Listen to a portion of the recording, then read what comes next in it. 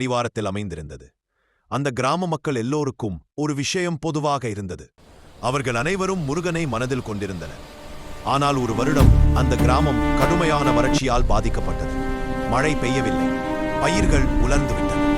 மக்கள் துயரத்தில் கொண்டிருந்த போதும் வேலன் மட்டும் ஒரே நம்பிக்கை, முருகன் காப்பாற்றுள்ளார் என்ற நம்பிக்கையில் இருந்தான். ஒரு நாள் வேலன் பழனி மலைக்கு காலில் நடந்தே செல்ல முடிவு செய்தான். மனத்தில் ஒரு எண்ணம் மட்டும், கிராமத்திற்கு மழை வர வேண்டும், மக்கள் பசியால் வாரக்கூடாது. ஒரு துளி தண்ணீரும் இல்லாமலேயே பல மணி நேரம் ஏறி முருகன் சந்நிதி முன்னே நின்றான். கண்களில் கண்ணீர் வழிந்தது. அவன் இருகரங்களை கூப்பி மனதார வேண்டினான். எங்க கிராமத்துக்கு மழைய கொடு, என் மக்கள் காப்பாற்றப்படணும்.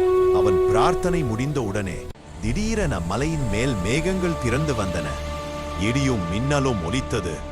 வேலன் கிராமத்துக்கு திரும்பும் வழியிலே மலைய பொழியத் தொடங்கியது என்று அழைக்கத் தொடங்கினர். அந்த சிறுவன் பேரான வேலன் முருகனின் வேலாக கருதப்பட்டது. நம்பிக்கை மிகப்பெரிய சக்தி.